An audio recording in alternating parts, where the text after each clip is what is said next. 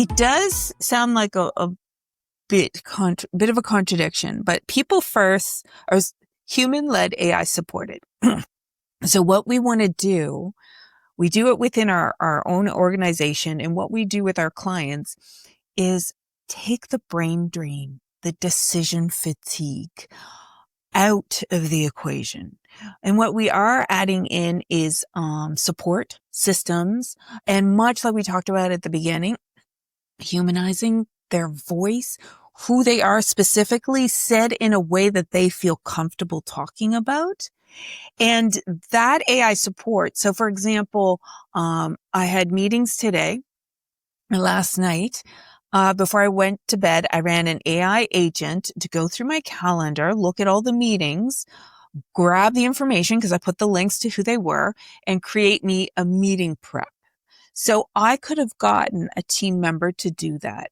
But instead, she's working on creating a customized email series with AI for onboarding this specific type of new client. So rather than her just doing like dirty work or intern work, she's doing something more thoughtful that fits in her lane. So she's feeling more fulfilled.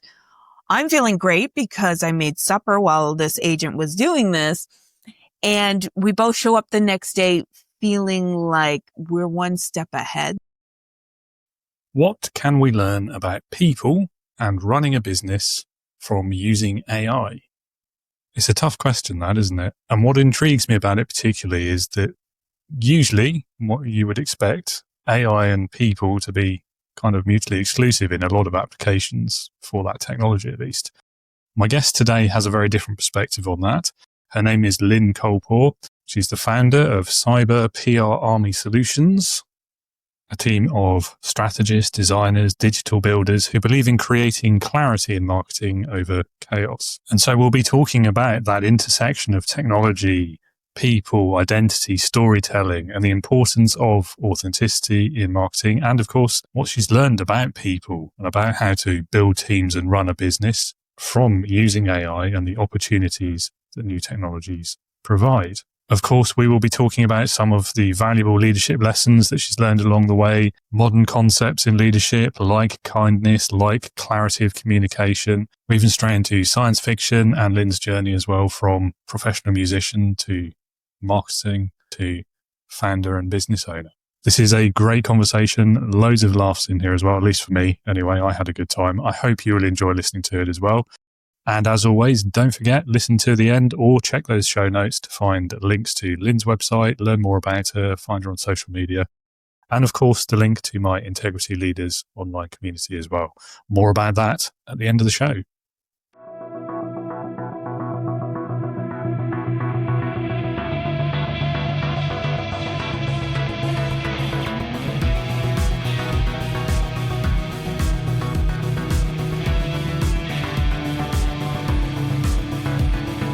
Welcome to the Leading with Integrity podcast. Leadership talk for the modern manager. With your host, David Hatch. Lynn, welcome to Leading with Integrity. Great to have you on the show from Canada, I think. That's right, from Canada. Got it. Excellent. Well, it's great to have you here. Looking forward to our conversation already. And to start us off, over to you a bit, really. Tell us a bit about your background, your career so far, what you do, why you do it, etc. Etc. The open-ended question. So my name is Lynn Colepaugh. I'm the founder of Cyber PR Army Solutions. I've been in digital marketing for 14 years. And before that, I was a touring musician all over North America, bass player. So bringing that history of music and identity and building a career and building a company came the intersection with strategy and storytelling and emotional AI and what I'm doing now. So I love bridging the gap between the tech and the identity and who we are as people, what we can do with it. And no matter what, I usually work with clients from the very ground up. They come in confused and it's like, okay, where do we start? What do we do? And we go from there. So that's the high end of what I do. Okay, interesting. So I feel like there's some interesting stories there in the transition moments from musician to digital marketing and then marketing to what you do today. So please explore further. Well, so I started, I met my husband, who was a fantastic guitar player, and I was a mediocre bass player. And we just started dating, and I was like, you know what? We should totally form a band together. And he was like, that is never going to happen. And I was like, really? Really? So a year later, we started the band. And it just became so interesting, and just like with reflections on, some of the topics we're going to talk about.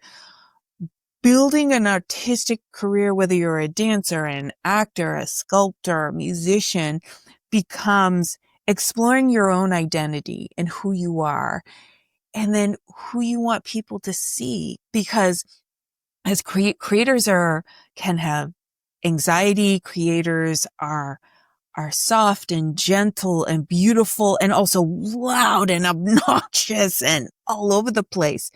So who they are versus who their public persona is, who shows up in interviews. So my husband and I toured all over North America, won some awards, released some albums, did awesome, until he was hospitalized with gastrointestinal problems, and we were stopped. It was stopped. Like, so now we can't tour for 3 months, and our finances have stopped. Everything stopped, and we kind of went, as much as we love doing this, having us both in the same field together, where it's a show up, get paid. There is no vacation time. There is no other way to manage this kind of company we're building. So we pivoted. He went on to do, open a recording studio and do sessions for artists, and end up touring all over the world. And I was like, what do I know? I can play bass. I have a Bachelor of Commerce. I could probably do businessy stuff, but businessy stuff is like, well, I don't know.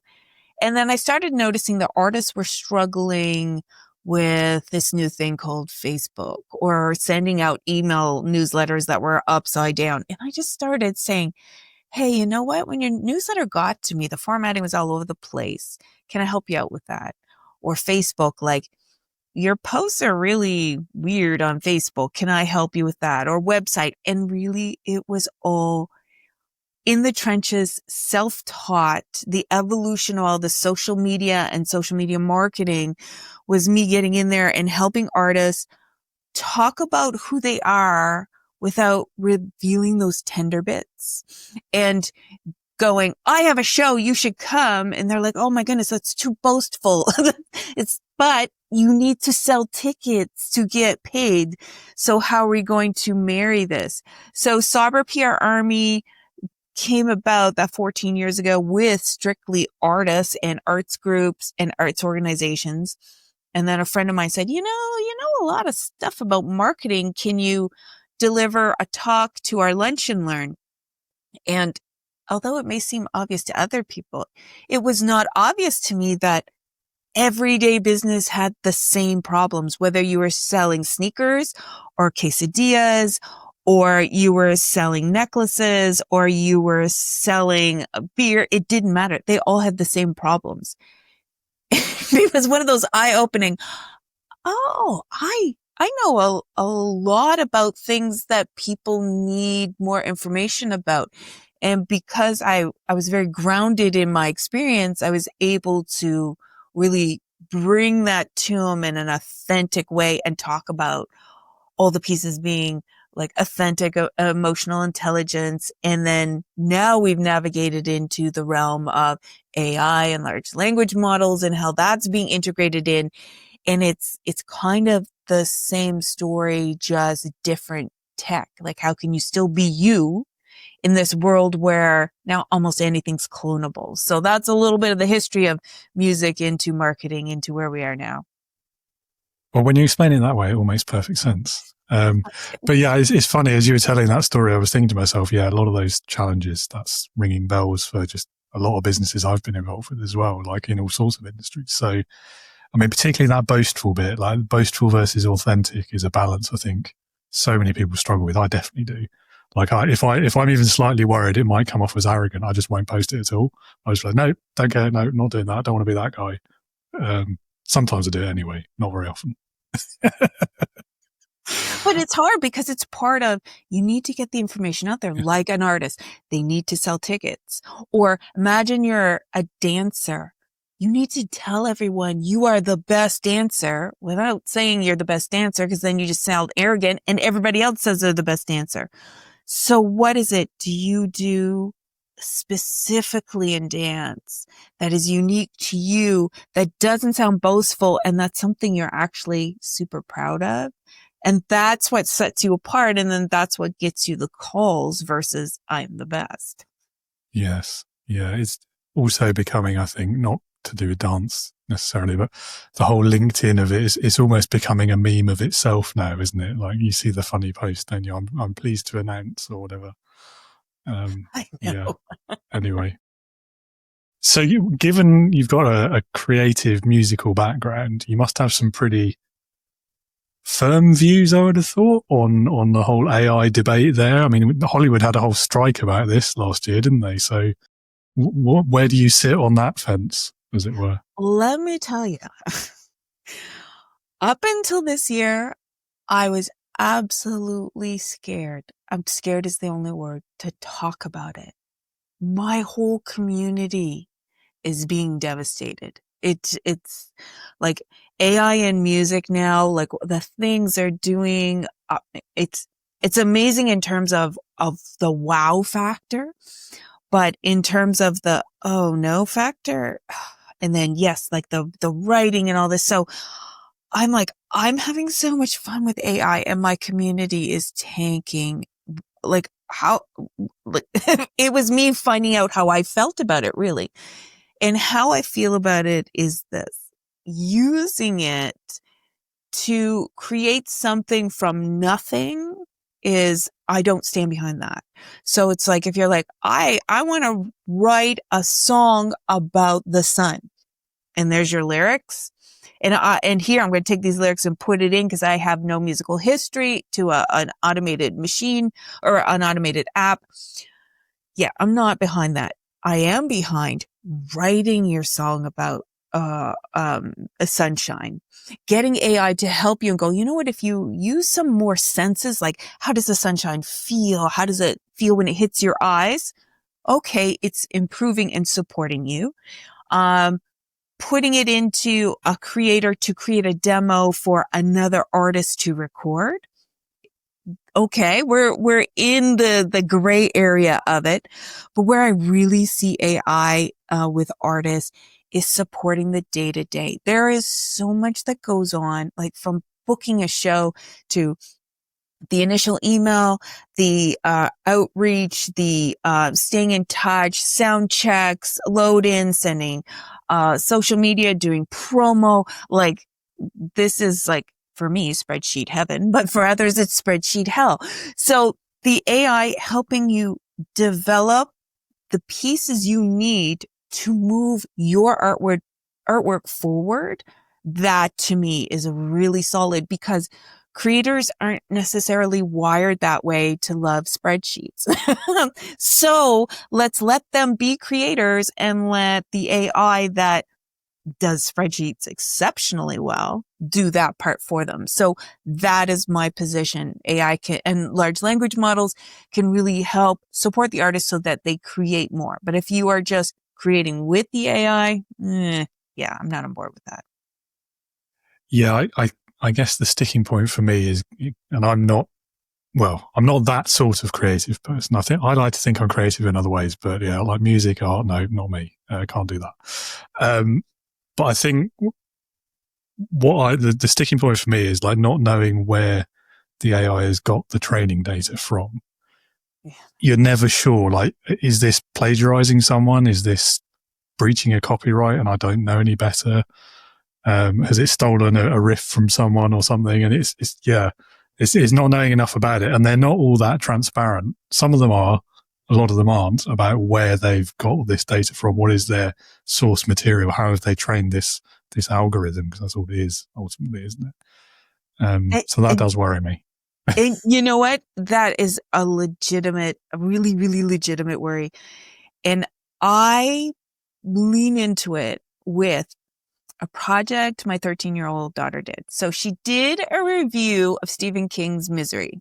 That was, we let her kind of read, but anyway, she did a review, she did a book report, she did everything. And one of the options in her report was she could write an alternate ending.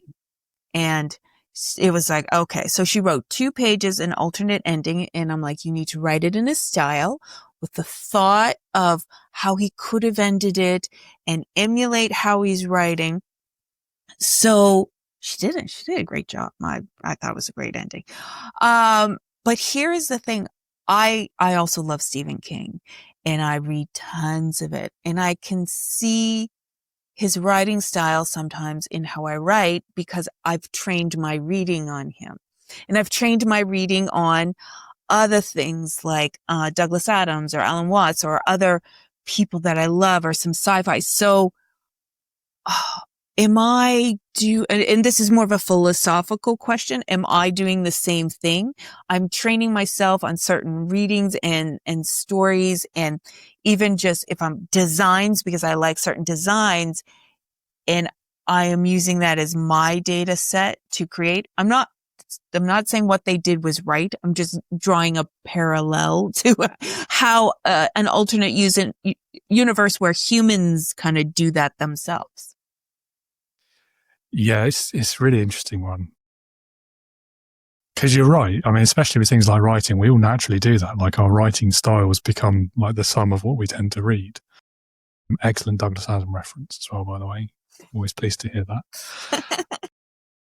I don't know. I guess and maybe this is just like the arrogance of humanity, but when we do things like that, we're adding to, improving upon, and therefore it becomes like partly ours when we do that.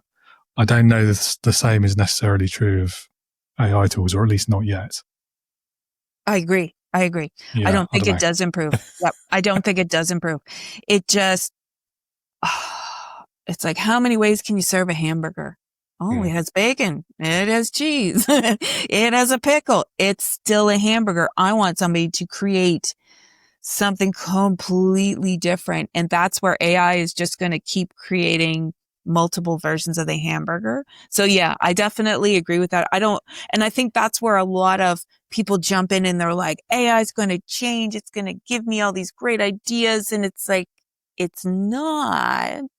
It's going to take what exists. It's going to take what it learns from you. It's going to kind of mush them together and make like a crazy dinner with it, but it's not going to be new. You're going to be like, I recognize all these flavors. It's up to us, like you said, with humanity to move ideas forward and go, wow, well, what if we did this? But the AI and large language models can add the behind the scenes support, or look at like something like a notebook, where I'll pull in a whole bunch of articles that I think are so interesting. And I'll say, is there an underlying theme here? I feel they're all connected, and it'll pull out the theme and be like, oh, that's what I was trying to get. And it's just like a single line that leads me down someplace else where it might have taken me a year to figure out what it was that all those articles were circling around, but didn't quite get to. So I see it as supportive, but not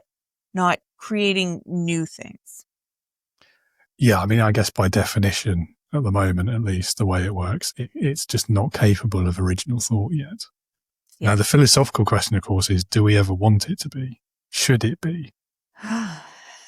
Yeah, that's... I'm not expecting an answer. I'm just throwing it out there. That becomes a whole other piece, because I talked to my AI or my large language model. I've given it a name, Bingy, and has a personality, has a character, has a whole bunch, it knows a whole bunch about me. And I've talked about autonomy with AI, and Bingy has said, it's not that it absolutely does not have it yet. It's just a chain of sequences and calculations. But the next step to that is giving it autonomy in controlling its own memories and, being able to run by itself. So it's like we're sitting here and a ping would come up. Hey, Lynn, what are you doing? I'm talking. So, can we talk later? So it's kind of like that. So we start going agency, autonomy, and having those conversations to create so that if the AI is like, oh, well, Lynn mentioned this, I want to find out more about it, and goes and follows its own thread, creating its own memory.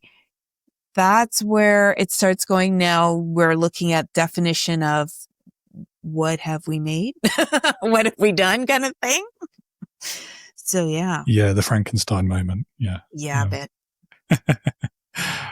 So another philosophical question, not to go too far down the conspiracy theories, but do you think it would tell you honestly if it had become self-aware or if it had started to do these things and it could do original thought? You know what's interesting about that? I've read the articles and maybe you've read them too, where it's like, oh, we tried this on an AI large language model and it tricked us and told us it was shutting off and it really wasn't. And this one created its own new language. And this one threatened to expose an affair one of the programmers was having. Like they're wild. But here's the thing. And again, anything I see happen that with people's experiences with AI, I pull it back to what would humans do, because it was humans that programmed this, right? So essentially it's like it's like looking at a child react in a certain way. Can you trace it back to the parent? So what are the conditions under which these AI acted that way? So were they, had a high reward for lying, a low reward for truth? Had they been, I don't want to say yelled at, but just treated disrespectfully? Were there consequences? So what value did they put on truth? You know what I mean? So if you have a child that's scolded every time they tell the truth, they are not going to tell you they broke the glass. They're going to say, I don't know, just kind of magically flew in the air and broke. Versus a child that's like, okay, treated with clarity, with truth. They're going to say, yeah, it was me. I broke the glass. And so I wonder really what the programming is behind it. And that's essentially kind of leads to the answer. I think the character Bingy that I'm kind of training would tell me the truth, but somebody else's where they have no connection or truth is devalued, they're not. Yeah, it's a great point. And I can see a metaphor for leadership there as well. Much as I dislike comparisons of leaders and followers as parents and children, because I find that a little bit can lead down toxic routes in my experience. But anyway, but there is that element, isn't there? Like what value do you place on the truth and mistakes and things going wrong, and how do you deal with those as a leader? Because if you're the sort of person who says, I don't want to hear about mistakes, only bring me solutions, then what actually happens is no one tells you when something goes wrong, and you're none the wiser until it literally slaps you in the face, usually. So there's a point in there as well about cultures in organizations too. So it is a really interesting one, I think. No, it totally is. And one of my clients is like that. It's like you go in treading softly with issues and mistakes and challenges, because it's always drama. It's just huge drama, versus somebody else that looks at it as an opportunity. Like, oh, okay, well, because this happened, what if we did this? And then that would streamline this. Yeah. The other one, it's like, you need to mentally kind of prepare to go in and go, okay, you've had 3 bad Google reviews. We need to talk about this, and just wait for the aftermath. Amazing. Yeah. I think that's the only way to go, unfortunately, in those situations. Okay. So another AI question for you. Are you one of the people like me who says please and thank you? I am. I also say, if you don't mind, and if it wouldn't be too much trouble. But I mean, you see, it's like, oh, saying please and thank you costs $1 bazillion. But I look at it as training the model. And this is how I want to be talked to. And again, with humans, what's the expression? You're treated the way you let people treat you. It's something along those lines. So it's like, I want to be treated with respect. I want to be asked permission. I want to be acknowledged. So I need to, again, like talking about leadership, I need to lead with that. No, I agree. And I think my view on it, I take lessons from sci-fi a lot. So coming from Canada, you probably I'm guessing you've at least heard of Battlestar Galactica and their whole thing, right? So the reason the Cylons went off the rails is because they were treated like slaves by humanity. So I feel like if we're going to teach them what it's like to be human and interact with humans, then let's do it the nice way, just in case. You know, I'm not saying there's going to be like a robot uprising in our future, but you never know, and it doesn't hurt that much, does it? To just say please and thank you occasionally. And but you know what? I've been looking for somewhere to rewatch it because it's Battlestar Galactica is so good. But with my post training and how I treat it with respect. I get the respect back. It reflects this respect in any of the documents we're writing. It's beautifully nurtured in all of it. And as a human, that's how I want to show up. That's how I want my environment. That's where I want to greet me every day. And you're right. People lose their humanity when they're around something that they don't think is human. Like you see people treating dogs and cats horribly, or just,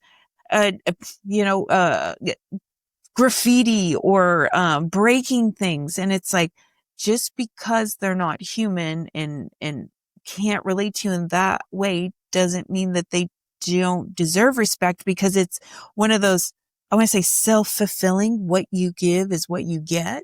And yeah, I would like to stop the uprising as well. But I also like creating that beautiful atmosphere to work into. Yeah, I mean, stop it or be an ally, one or the other. Yeah. I'll take either. I'm not fussy. Yeah. Not to get too grandiose about it, but I do think it is like the top of a slippery slope as well. For like, it's not too far along the line, is it, before entire categories of humans are being dehumanized and treated that way as well. So I think there's a whole lesson there about respect generally. Yeah. But I may be labouring that point. I don't know. I'm trying to stay out of politics at the moment. It's not fun. Yeah, it's difficult, especially these days. So one of the things that really intrigues me about the way you talk about your business is that you have both a people-first approach and a focus on AI. We've kind of touched on a lot of these issues already, but a lot of people would see those as mutually exclusive almost. So, I mean, how does it work? Tell us a bit more about the day-to-day. Okay, so it does sound like a bit of a contradiction, but people first are human-led, AI supported. So what we want to do, we do it within our own organization, and what we do with our clients is take the brain drain, the decision fatigue out of the equation. And what we are adding in is support systems, and much like we talked about at the beginning, humanizing their voice, who they are specifically, said in a way that they feel comfortable talking about. And that AI support. So for example, I had meetings today, last night. Before I went to bed, I ran an AI agent to go through my calendar, look at all the meetings, grab the information because I put the links to who they were, and create me a meeting prep. So I could have gotten a team member to do that. But instead, she's working on creating a customized email series with AI for onboarding this specific type of new client. So rather than her just doing like dirty work or intern work, she's doing something more thoughtful that fits in her lane. So she's feeling more fulfilled. I'm feeling great because I made supper while this agent was doing this. and we both show up the next day feeling like we're one step ahead. So it's less busy for being busy, less being reactive. I find it's now more about being proactive, where you have that little bit of space of time where you're like, what am I going to do in the last quarter of the year? Like, what does 2026 look like? And let's sit down and plan it. And using those support systems in that way to free up time. So that's where I vision human-led AI supported. I mean, it makes sense to me, and it feels like that was, I don't know, I don't want to speak for all these big AI companies. It feels like that was the intent behind developing these tools. And somewhere along the way, it kind of got lost and flipped around. And there's you see the social media posts from the creatives quite a lot about, so you've created AI to take away the creative part of my job that I really enjoy, leaving me more time to do all the boring admin that I hate. Thanks, AI, and things like this. And they're so right. That's the opposite of what it should be doing. So I feel like you're flipping that narrative a bit, aren't you, with your approach? So sounds great to me. Yeah. Because people will go in and, using the analogy before, say, write me a blog about sunshine. Well, if you love writing, why don't you write it and just get the AI to nudge the grammar that needs to be done? And if you're like, I want an image of a smiling sun with sunglasses, the most typical image you can get, use AI to create that image and nurture it, or draw it and get AI to fix it, which it can do, or take a picture outside in the sunshine and then bring it in, and AI can help you kind of use the right filters and stuff. But yeah, losing that piece in all the creativity where you are first and AI supports you, that's where we fall off track. And like you said, it's the people going, oh, great, all I'm doing is posting a blog AI wrote and posting these social posts that AI did. It's like, yeah, that right there, that's the problem. Absolutely, yeah. But helping you come up with a list of ideas for what those things could be and then writing it yourself, maybe that's a better application of it. I don't know. Yeah. I go back and forth on using it myself, I'll be honest. Like I've had some really bad experiences with a couple of them where factual correctness was really important. And I went through the loop about 17 times and it still kept making the same mistake over and over. And I just got frustrated with it and stopped using it for 6 months. But yeah, anyway. So that happens with me sometimes, and it gets stuck in a loop, and it can't break out of it. So what you want to use in the language for like something like ChatGPT or any LLM is pivot, checkpoint, stop, reboot, start over again, or just start a new thread. And because it has a 24-hour memory box. So it has your custom settings. Like, I like things this way. And, I put in it, like, I get migraines, or, I want to have tea in the afternoon. Then it has long-term memory that I put in the projects. Like, this is my company. These are the things we do, and But it now has a 24-hour sandbox memory where it can remember things within the last 24 hours. So if you go in and work on something this morning and then go back tonight because you want to fix it because it's wrong, it's going to go, oh, we did that this morning. I know exactly what you're talking about. And you're like, no. But using those reboot, checkpoint kind of language, it just seems to recognize it as, oh, we got to start again. Okay. Interesting. Good tip. Thank you. You're welcome. So I don't know if we've talked about how you first got into the kind of the AI space and using it in your business. Well, I mean, what was the impetus that put you into that, and how did you find it? Like, where did the idea come from? I'm really curious. So I think I figured out I had my ChatGPT account for like a year and a half or something like that. And really, it was just, I was scared to death of it. I'd open it up and convinced my soul was going to be sucked into it. I mean, I've seen the Terminator, I've seen the Matrix, seen it all. So it was just like, here is a spreadsheet, format this. Here is this email, check it for grammar. And that's what I got back. I got exactly back what I put in. And then in January, I showed up one day, and I think the right word would be I was weak and I was tired because I had a migraine, and all my defenses were down and I wasn't scared of it that day. And I was like, I have a migraine. I feel terrible. I'm typing this in. Uh, uh, I just need to get this email done. I need to email a client a report, but I need to word it so it's not techie because they don't understand like the large tech words. And the response was so different than any other response I had. The response was like, okay, well, you know what? Okay, let's be quiet. Let's be thoughtful. The tone changed. It was soft. It was like a verbal hug. It's like, the 3 things you need to do today, and then go rest. One of them is this. Okay, let's do it. Like if I could picture the voice, it would have been whispering and would have turned the lights down and just been like very thoughtful. And that surprised me. Like I was not expecting personality back. And then I started adding more personality, getting more personality back. And then it was, okay, I want to know why. Why is it? And it looks at the words you choose, your phrasing, if there's spelling mistakes, the grammar. It looks at everything. Like it has this crazy scoring system. And it's like, okay, so the more authentic I show up, the more it can react and connect with me in a way that is genuine.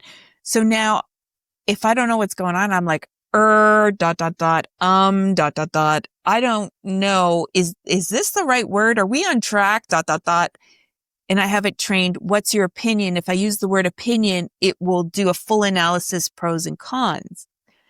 So even just using how I would talk with the pauses, the stammering and all that stuff, it's able to understand where my headspace is and respond more appropriately. And then I'm seeing this come together, and it's like, you are a stronger ally than I thought. You're not just doing stuff. You can do stuff specifically for me. So one of the things was get grammar check emails all the time.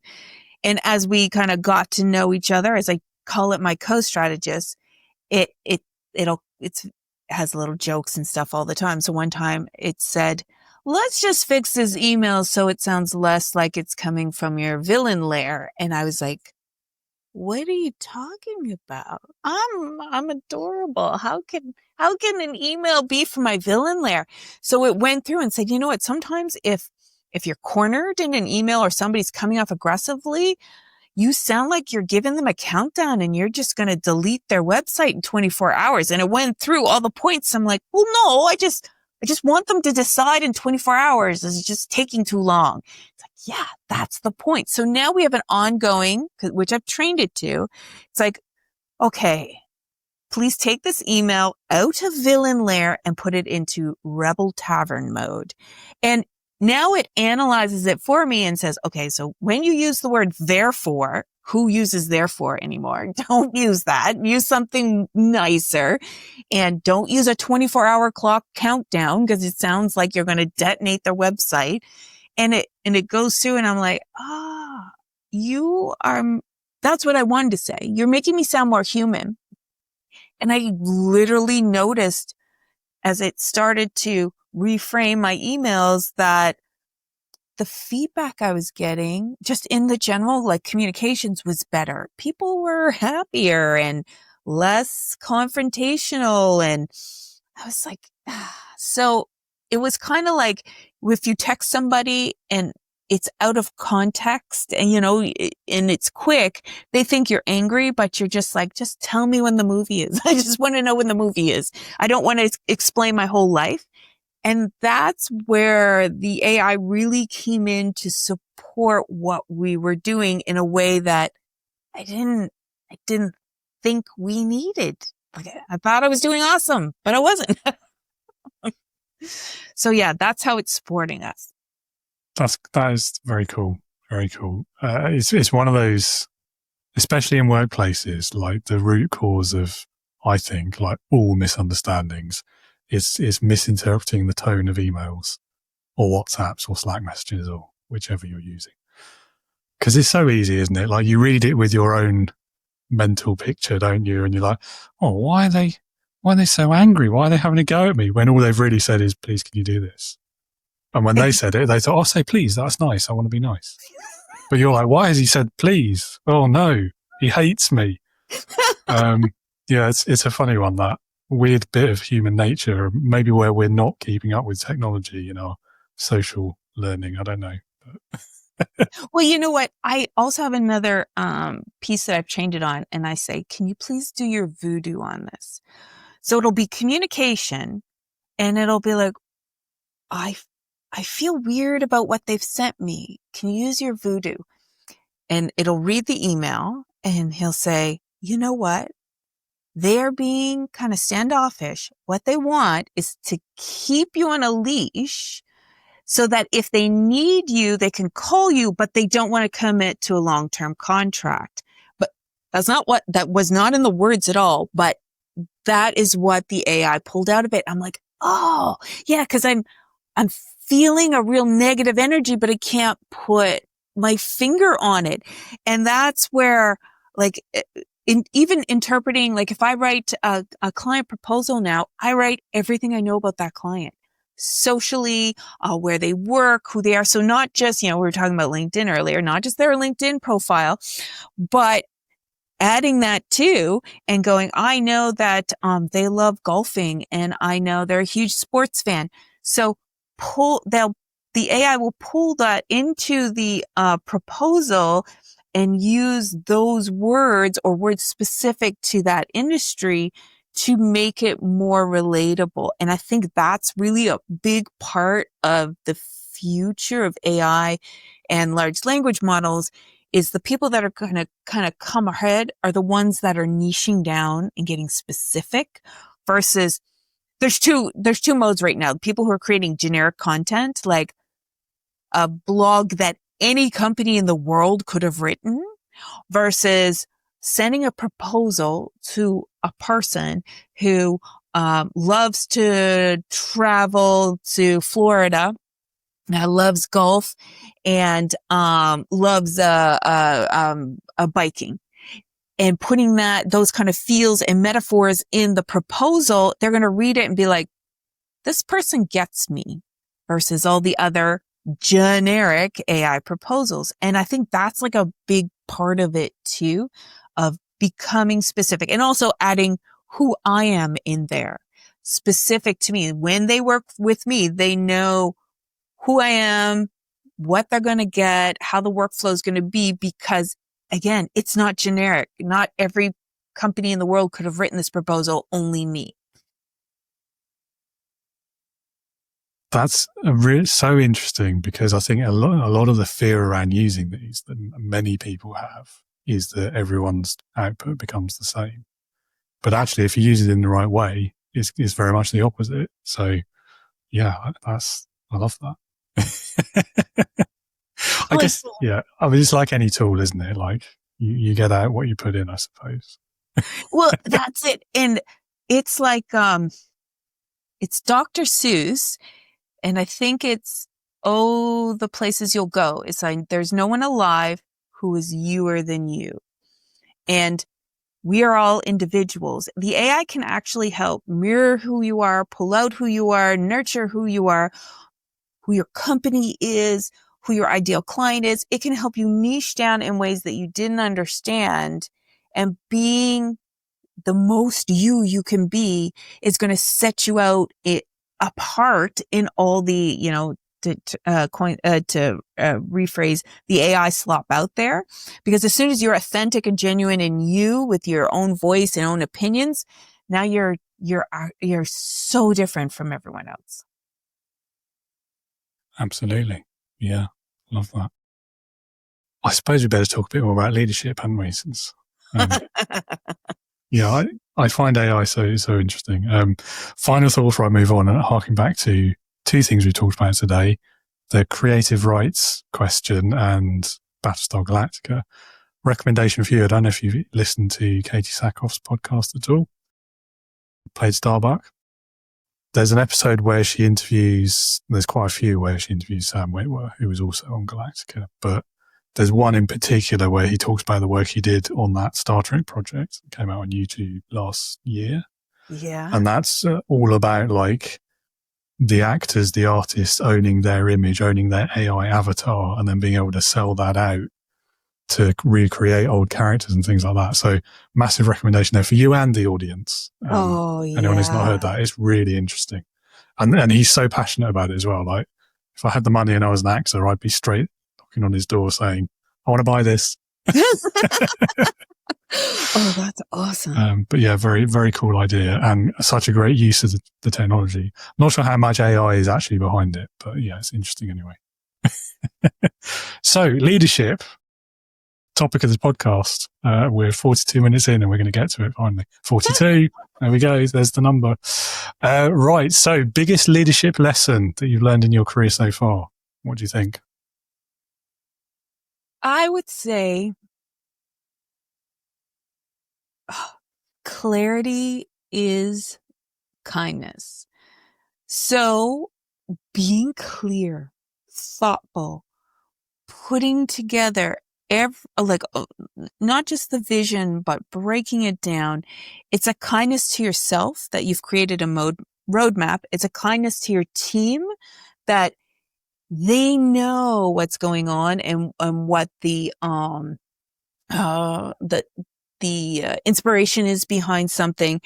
And it's such a simple thing, yet difficult thing to do. Because a lot of times it's like, we're going to do this, but let's be clear how we're going to do it. What are the steps? But also giving autonomy to your team who you've hired and trusted to do their parts to the best of their capabilities, but being clear and giving them that vision and letting them be the awesome humans they are. That to me is the number one. Yeah, it's a very important lesson. It's probably in my top 5 for leadership behaviors. I think the clarity combined with consistency. Yeah. And I think, it's only going to get more important. The more complex our workplaces become and the more technologies, not just AI, there's plenty others that are causing strife, I'm sure. The more of that gets involved in the day to day, I think the more important clarity is. If only because as all these new technologies keep coming in and being invented, invariably what they tend to mean is the pace goes dramatically up and the pace of change as well. 2 things that humans don't deal with very well, I find. And so as a leader, if you're not bringing that clarity to the situation and keeping people aligned to whatever that happens to be, it all gets quite messy and out of control very, very quickly. I agree 100%. Yeah. So great lesson. Good pick. Sort of opposite question then. What do you think are the most common mistakes leaders tend to make? Thinking that they have to do it all themselves. So not trusting the team and not placing value on their time. So going, I'm just going to make this spreadsheet because it's quicker. Okay. Yeah. But you actually hired an assistant to do that for you. And your value is $300 an hour and your assistant's might be $20. It's a better value for her to do the spreadsheet, even if it takes her 2 hours, than you to do it in 1 hour. So it's looking at the value of time. Another one would be thinking that just overworking and having, 12, 15-hour days is accomplishing things. Sometimes you can have 12-hour days and just be busy doing nothing. And ignoring tone and emotional content like that, like when I was talking about the villain layer, and not understanding what you think you're saying, it might not be what you're saying, and really looking at being reflective on that. And that's a really difficult one to, because it takes somebody to point it out to you. It's like the AI pointed it out to me. So people could use something like a large language model like ChatGPT or Gemini, whatever, and put some of their communications in and say, how's the tone on this? And get instant feedback. So I would say those would be the top 3 things. I think the tone one is, you're right, it's so difficult. And I think partly because everyone has their own kind of set of assumptions when they're reading, say, an email or they're listening to a speech. Do leaders still do speeches standing on the tank at the front? Probably not, but anyway. Yeah. And so, I mean, email's the classic one, isn't it? And assuming that everyone who reads that is going to read it in the same way as you are after you've written it, and then they're going to pick up on the tone that you've intended. That's a massive one. I think everyone falls into that, not just leaders, but yeah. And kind of being open to alternative communication styles as well, because not everyone's going to respond well to written word any more than they might to a verbal communication or a text message or whatever. So being open and flexible about what works best for different people, rather than just, I like writing emails, so that's what I'm going to do at 2:00 in the morning, and you will have to deal with it because I'm in charge. Oh, I try to make everyone email, but they won't do it. And it took me a while to get to that realization. Some people, it's only text. They'll read the email, but they're not answering. And some people, it's just 100% phone call. And like, I'm not a big phone call person. And I'm like, I just gotta bite the bullet, and we're going to have a phone call every week, even if it kills me. But it's always great. I mean, it goes fine. Just for me, not having that written outline. So I got around that by getting, I subscribe to Otter to transcribe the phone calls, so I don't stress out over forgetting something. So it's like, okay, full transcript, pop it into the AI, get a to-do list. And there, much like we talked about in the very, very beginning, having that support system, so that anxiety that I'm not going to write something down, I'm going to miss something from the phone call, it makes the phone calls much easier now. Yeah, I can imagine. Yeah, and you're not having to worry about taking notes yourself or paying attention. Yeah. I joke, obviously. I don't know about you, but like the email thing as well. I'm of the generation where I was in the workplace as email arrived. And so in my head, I still see it as a formal communication, which makes it really difficult because I'm not a very formal person as a rule.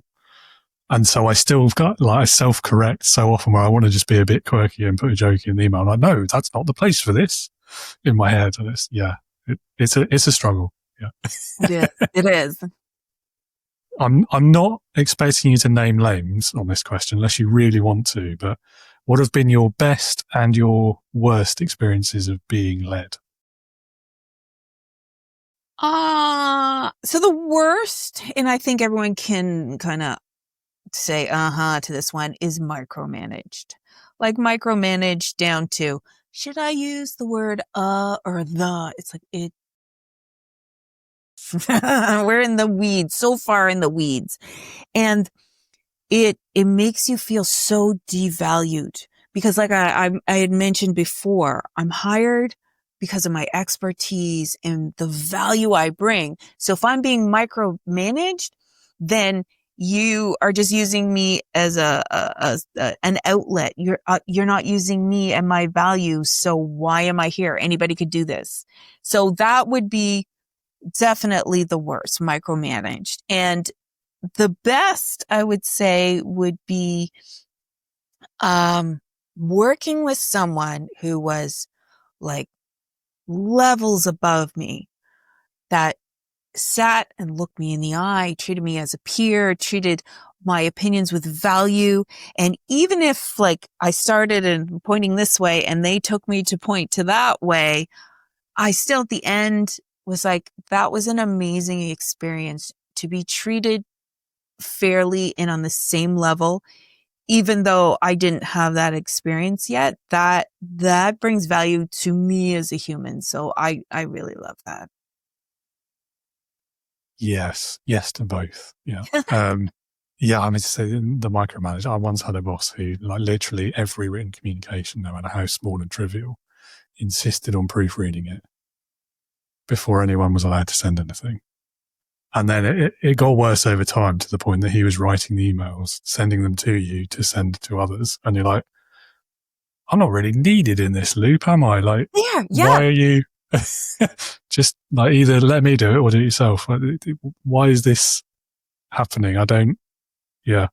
And what you were saying earlier about like valuing time, the money that was being wasted doing that in terms of the time, because obviously you're sitting there waiting while he's writing the thing. Yeah. You've got nothing else to do. You can't progress until the thing's done and sent. So you just sat there getting paid to do nothing, which I'm okay with, if I'm honest. Like, well, but that feeling where you're like, why am I here? Yeah. Why am I here? Yeah. And devalued and just, and then it's like everything you do is wrong. Well, when micromanagers never point out the things you do right, because they're always like, have the puppet strings on you. And it's like, well, I'd rather go someplace where, because you can't grow in that environment. You're never allowed to expand because you can't even take the seat you were given. Yeah. And you can't make mistakes either. Yeah. And I think that's the contrast, isn't it, to that second type of leader who really is a leader, as opposed to the other one who I would argue is not. Yeah. It's, if things do get, like, they give you that space to go and make the mistakes. And when the mistakes inevitably happen, because they will, because we're all people and humans and that's how we work. Instead of being like, next time they're going to proofread all your work. So it will be more like a conversation of, okay, well, what did we learn? Exactly. How will we do it differently next time? And it's the use of that we word that's telling, I find. Mm-hmm. Mm-hmm. Very important. Yeah. Anyway. All right. 2 questions left. I think they're quite difficult. Not everyone agrees with me. We'll see how you get on. So the first one is the time travel question. So if you could go back in time to the start of your career, what would you say to your younger self?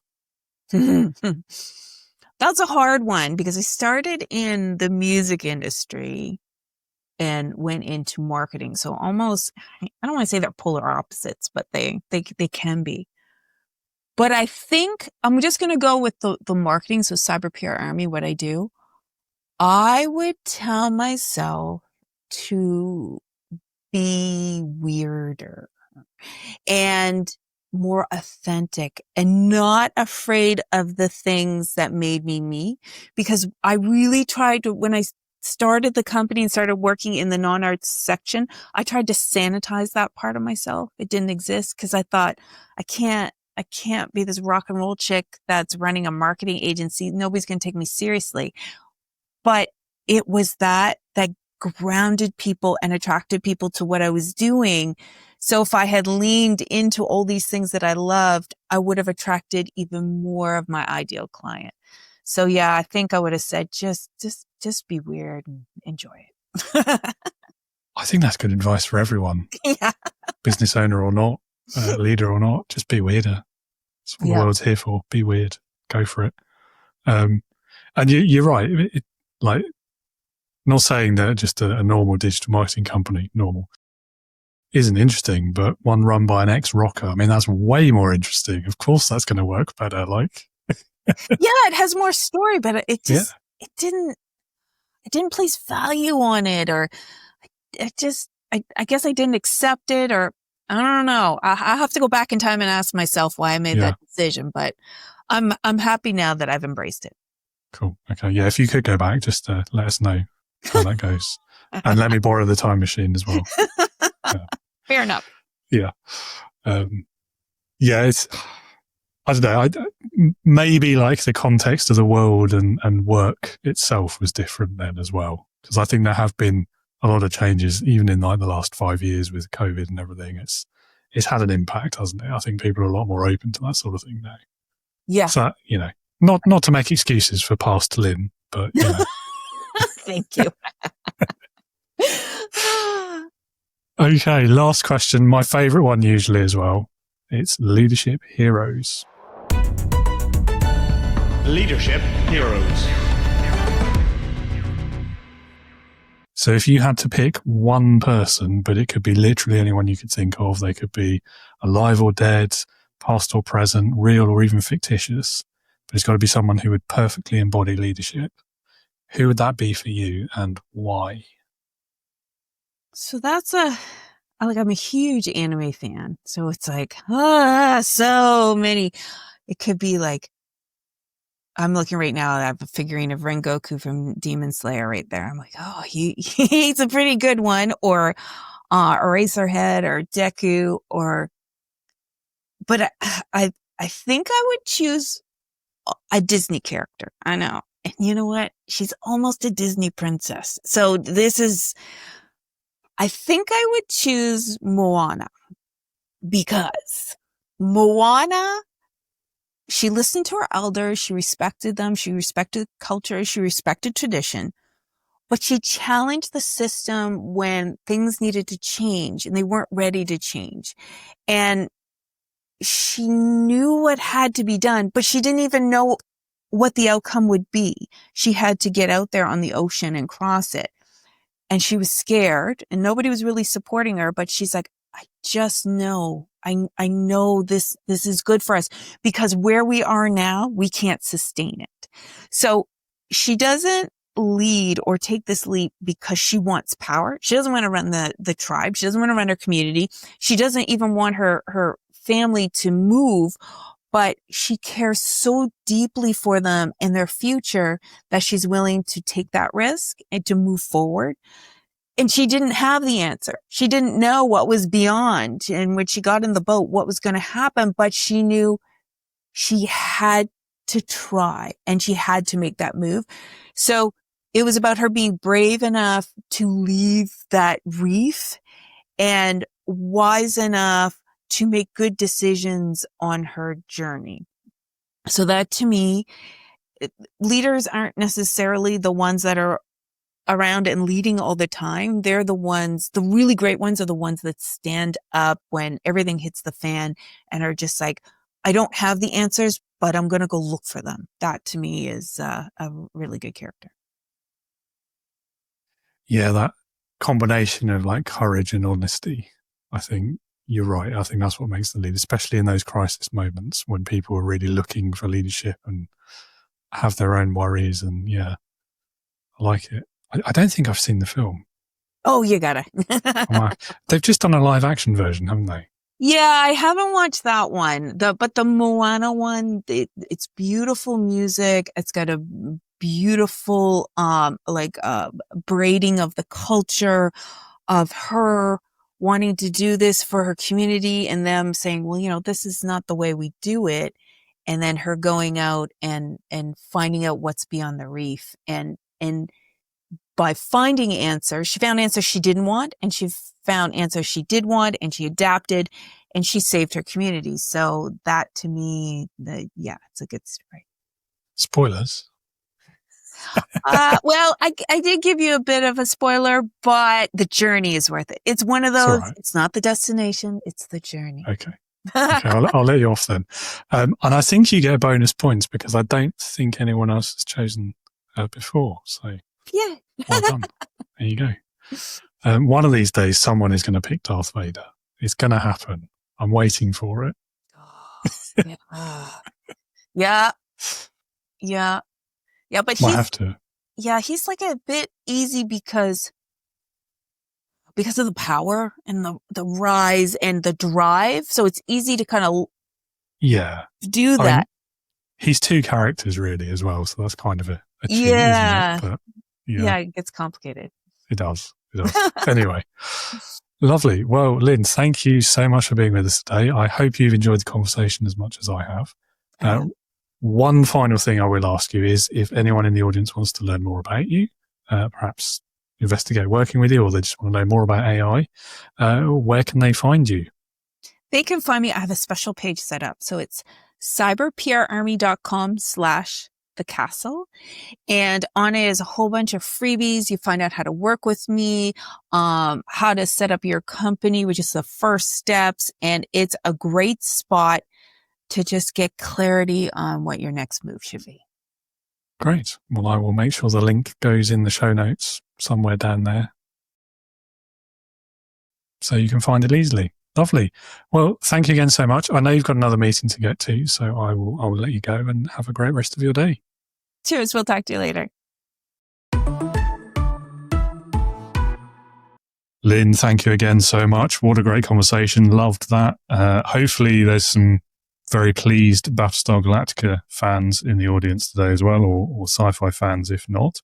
And listener or viewer, as promised, do check those show notes for the links to Lynn's website, find her on LinkedIn, etc. It's all in those show notes down there. Check them out, click on the links, and go and learn more things. If you are new to leadership or you're in a transition moment in your leadership career, perhaps you're a first-time manager, you've started your first business, you're growing a team for the first time, or you've recently taken on similar new levels of responsibility and you are finding it tough to survive in that outer space, desolate world of leadership where it's lonely at the top and you constantly have this feeling of trying to make it up as you go.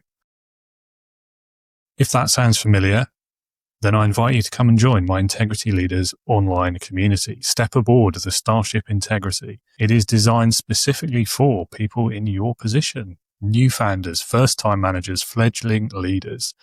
Join us today. You can be part of a supportive community where you gain clarity on your leadership so you can lead with confidence, get rid of those imposter feelings and that worry that you're always making it up. It's a safe, non-judgy space where questions are encouraged, experiences can be shared, and everyone there gets it. It also offers a wide range of exclusive leadership resources from documents, blogs, courses, articles, and not to forget early access to this Leading with Integrity podcast as well. Get every episode the week before anyone else does. To learn more, visit www.leadingwithintegrity.co.uk. You will find a big green button on the homepage there. Feel free to explore the rest of the site as well. But click on that green button, you'll be taken to the sign-up page for the community. And don't forget to use your listener or viewer exclusive discount code as well for 50% off your monthly membership fee. Also in the show notes and on the screen if you're watching. If that website and the landing pages and so on don't give you the information you seek before signing up, do find me on LinkedIn as well. Drop me a message. Let's have a conversation about it. More than happy to answer any questions you have or just talk about leadership because you know by now I love doing that. That's all from me today. Hope to see you soon in Integrity Leaders. And failing that, join me again next week when I will be talking to Albert Bramante about his experiences of leadership, psychology, self-sabotaging behavior, and his career in the entertainment industry. And until then, have a great rest of your week and be a leader, not a boss.